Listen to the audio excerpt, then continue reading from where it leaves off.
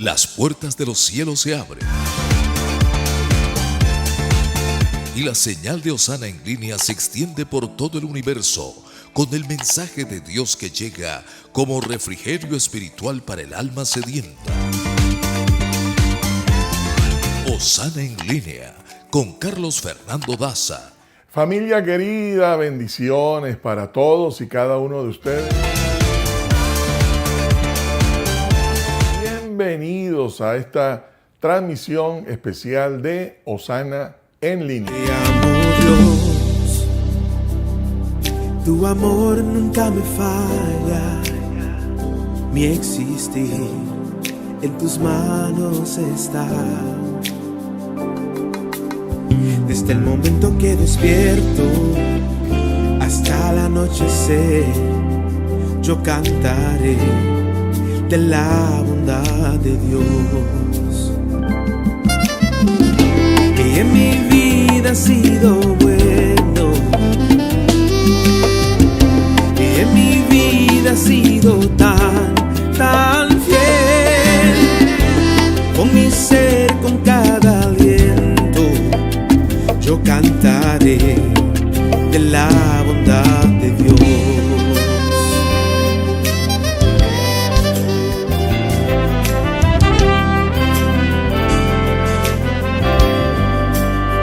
Yo amo tu voz, me has guiado por el fuego, tú cerca estás en la oscuridad. Conozco como padre y como amigo fiel. Mi vida está en la bondad de Dios. En mi vida ha sido bueno,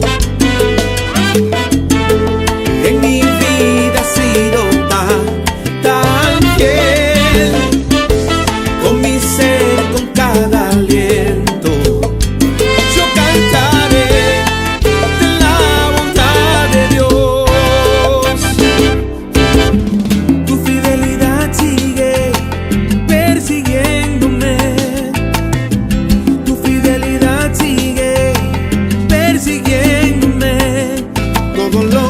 Soy, te lo entrego hoy, a ti me rendiré. Tu fidelidad sigue persiguiéndome. Tu fidelidad sigue persiguiéndome. Tu fidelidad sigue persiguiéndome. Todo lo que soy te lo entrego hoy, a ti me rendiré.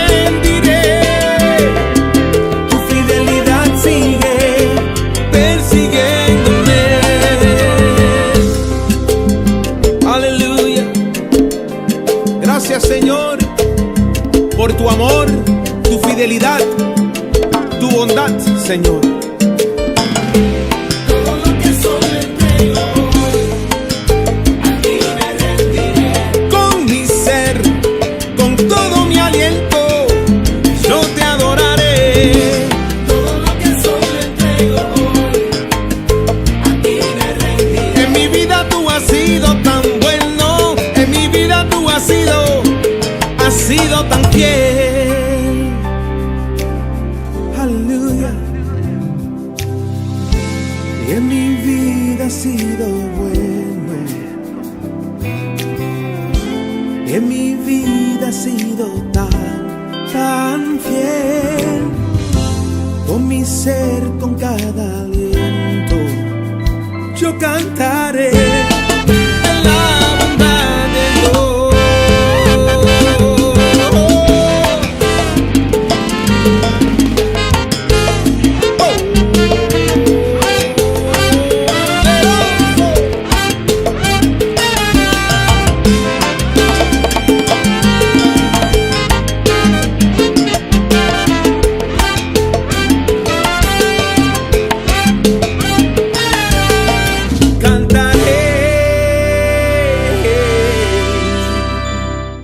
Gracias, familia querida, por acompañarme, bienvenidos, y gracias también por acompañarme cada día en la transmisión de nuestro devocional diario, todos nosotros tenemos una necesidad inherente, es decir, nacemos con ella, y es el noble deseo de que nos vaya bien en nuestra vida.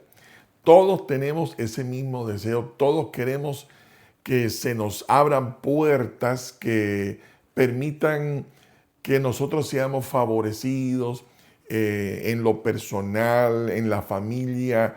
Tenemos sueños y anhelos y deseos y situaciones también difíciles que todos atravesamos y queremos salir de ellas, queremos superar obstáculos, queremos que de alguna manera en los líos en los que nos hemos metido ocurra algo que solamente pudiese hacer nuestro Dios, porque cuando nos hemos equivocado, cuando hemos errado, cuando hemos pecado, las consecuencias a veces nos llevan a creer que definitivamente ya no hay nada que hacer.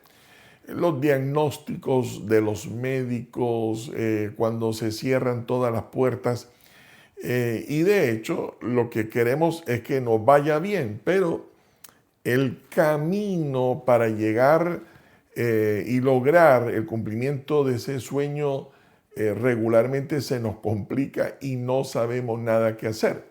Bueno, yo también quiero que me vaya bien en mi vida.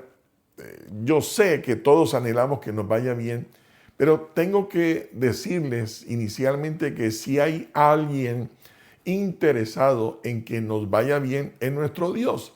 En muchos momentos hemos mencionado un pasaje de la Biblia, eso es Jeremías 29, donde de hecho nuestro Dios nos dice allí que sus planes son buenos para todos nosotros. Los planes de Dios contigo y conmigo no son malos, sino precisamente el sueño de Dios es concedernos el anhelo que nosotros tenemos, que ese noble deseo de salir adelante, de que nos vaya bien, realmente viene de parte de Dios. Grave cuando yo tomo la decisión de morirme lentamente, grave cuando yo no quiero superar el caos en el que me encuentro, cuando me doy a la derrota y digo, no, ya de aquí no me saca nadie, pues yo moriré aquí completamente afligido, amargado, derrotado. Eso sí me parece grave, porque de hecho una de las cosas que hace nuestro Dios cuando nos acercamos a Él es vivificarnos, encendernos, reavivarnos espiritualmente. Y claro, su presencia en mí, como lo hemos aprendido en otros momentos, me permite tener el impulso, el ánimo para seguir adelante y aún para soportar situaciones complicadas que se presentan en el camino. Pero bueno, ¿cómo podemos nosotros tener hoy la esperanza de que las cosas van a terminar bien? Pues bueno, vamos a revisar algunos versos de la palabra del Señor. Estuve mirando inicialmente en el libro de Hebreos, capítulo 11, que es conocido, ustedes ya lo saben, como el capítulo de la fe, y nos habla no solamente del hecho de que la fe es la certeza hoy, ¿verdad?, de lo que no se ve, que la fe se nos ha dado precisamente para creer que independientemente de la situación que estamos viviendo, nosotros en el nombre del Señor vamos a poder superarla. Y claro, comienza a hablarnos de Abel, de Abraham, de Isaac, de Jacob, nos habla de Moisés, nos habla de José, es decir, y estos testimonios de cómo nos pueden servir a nosotros hoy para que eso que anhelamos que ocurre en nuestra vida, pues se pueda dar. Bueno, tengo que decir 5 cosas en relación a esto que estoy mencionando, de qué nos puede ayudar para poder salir adelante, para que nuestra fe sea firme, sea perseverante, que no nos arruguemos, diríamos en mi ciudad, no nos demos por derrotados tan fácilmente, sino que nos mantengamos creyendo en Dios en todo tiempo. Bueno, me gusta, obviamente, el ejemplo de Abraham, pero si me pongo a pensar en Noé, si me pongo a pensar en José, Si me pongo a pensar en Moisés, todos ellos tuvieron de alguna manera una asignación, una misión imposible, porque pareciera que lo que Dios dice que nosotros hagamos fuese algo así, como una misión imposible. Cuando estamos en medio de la angustia, cuando estamos en medio de la aflicción, cuando hemos caído, cuando algo o alguien nos ha derrotado espiritual, emocional, moralmente, pues claro, uno cree que nunca va a salir de allí. Sin embargo, nuestro Señor nos ofrece sus manos para que nosotros, tomando la decisión de creer, Él pueda sacarnos de cualquier caos en el que podamos encontrarnos. Pero creer que Dios lo va a hacer, creer en Dios, aceptar la realidad de Dios.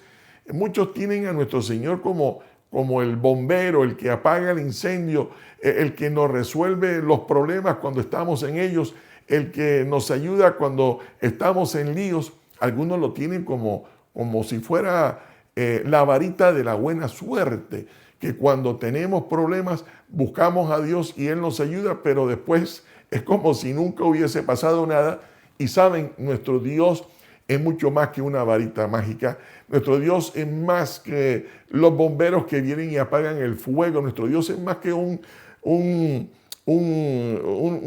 amuleto, ¿verdad?, que nos resuelve el problema o la situación en la que estemos. No, nuestro Señor nos da promesas para que nosotros las creamos y entonces entendamos que aunque humanamente es imposible de creer que saldremos adelante, en el nombre del Señor saldremos adelante. Bueno, solamente por colocar algunos ejemplos, el Señor le dijo a Abraham, en Génesis 12, que sería padre de naciones. Y recuerden, Abraham no solamente ya era mayorcito, bastante mayorcito, sino que su esposa, Sara, era estéril. Y creer que él sería el padre de una gran nación, que a través de él vendría una descendencia que sería como las estrellas, ¿verdad? Imposible de contar, de la multitud de lo que sería su descendencia. O sea, eso es una misión imposible. Creer que Dios te va a bendecir cuando estás completamente derrotado es una locura creerlo, pero ahí está el detalle. Noé, el Señor le pide que haga un arca, que construya un arca en un lugar desértico. A José le da el sueño de ser el gobernador de Egipto y terminó en la cárcel.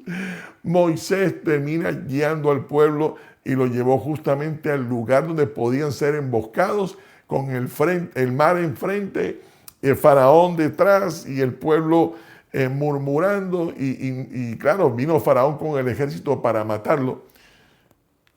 Es una locura aparentemente lo que Dios dice que hará en nosotros: salvarnos eternamente, sanarnos de alguna enfermedad aparentemente incurable, proveer en medio de una situación económica difícil. Es una locura creer que prodigiosamente va a ocurrir algo. Ahora, yo no sé si tú tienes un sueño o un anhelo y estás en medio de una situación que tú crees es humanamente imposible de resolver y que nada ni nadie te ha podido ayudar hasta ahora, y has intentado hasta lo malo y de todas maneras estás inmerso, estás inmersa allí en un pantano que no te deja ni avanzar ni ir a ningún lado, y que lo mejor que puede pasar es que ya te vayas con el Señor para siempre. No.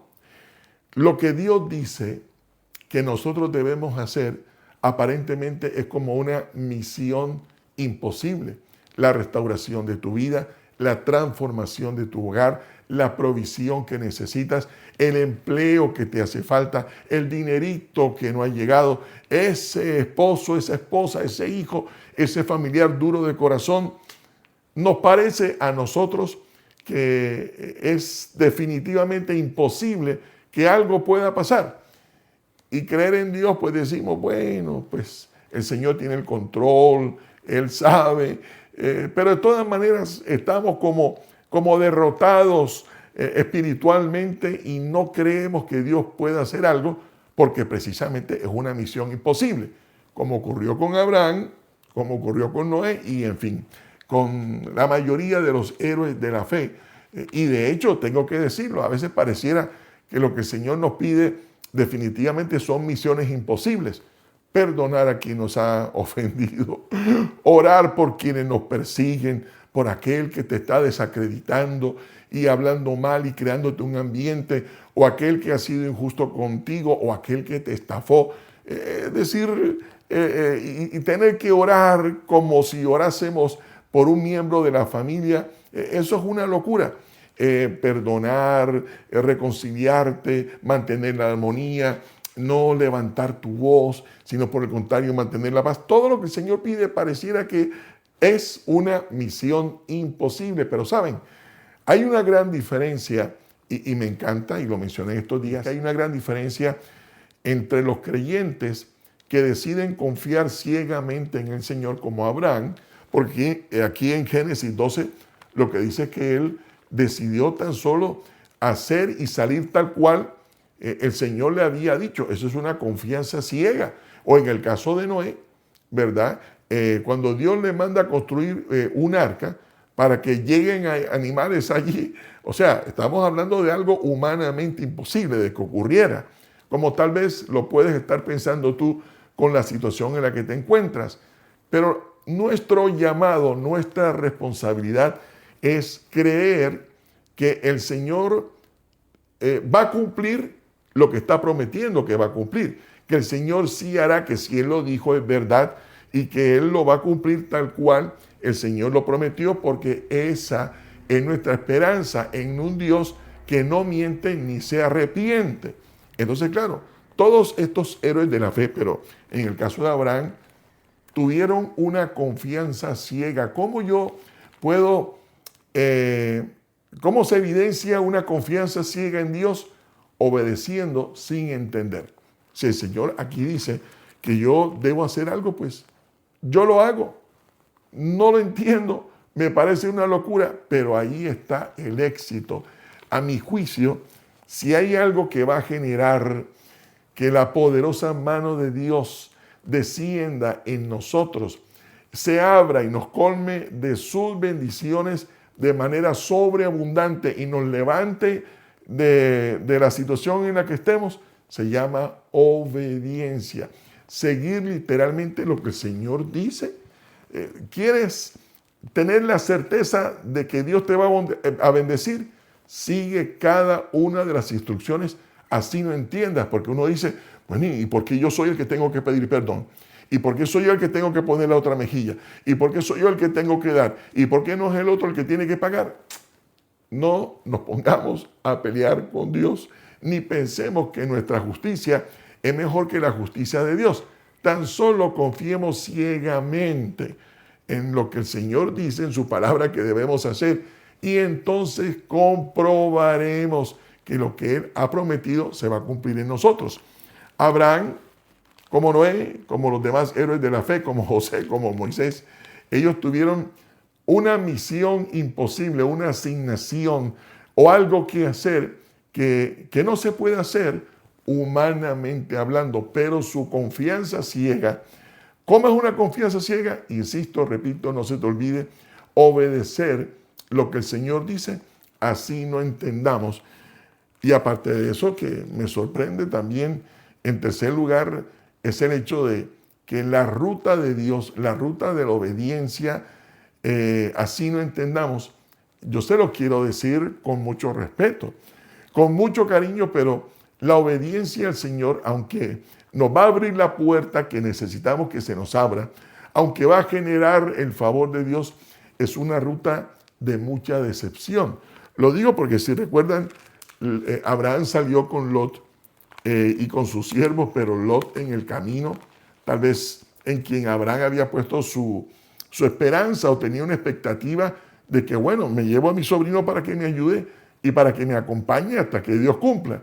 Y en el camino, su propio sobrino, su propia familia, su propia sangre, decide irse. Y saben, a mí no me sorprende, no me extrañaría que tú hayas tomado la decisión de buscar al Señor, de ser fiel, de mantenerse en sus caminos y que comiences a darte cuenta que un miembro de la familia te traiciona, que un miembro de la familia se vaya contra ti o alguien o algo en lo que hayas puesto tu expectativa no salió como tú esperabas. En esto muchos de ustedes tienen doctorados en desencanto y en decepciones. Entonces uno dice, pero bueno, en mi caso yo no sé qué pudo haber pensado José. Tiene un gran sueño, imposible de alcanzar, y cuando lo comenta y lo comparte con una alegría en el corazón a su familia, terminan vendiéndolo como esclavo, luego después es desacreditado, luego lo meten a la cárcel, en la cárcel se olvidan de él por varios años. Es una ruta de decepción, pero la diferencia, insisto, está no solo en quien obedece y cree lo que Dios dice, sino en quien persevera y lucha hasta haber cumplido el sueño del Señor. Me encanta. Ahora, solo por hacer como una conclusión en el hecho de que la ruta de Dios, uno se decepciona de mucha gente, de muchas cosas, pero saben, aunque es incomprensible, la ruta de Dios es la mejor. En algún momento hice un devocional hablando de que hay versos que no nos gustan mucho, como Proverbios 16, verso 4, que dice que el Señor hasta el malo, hasta la adversidad la creó con un propósito. Ahora, un propósito bueno, pero claro, a nosotros nos gustan que nos digan versos bonitos, que nos va a ir bien, que el día será maravilloso.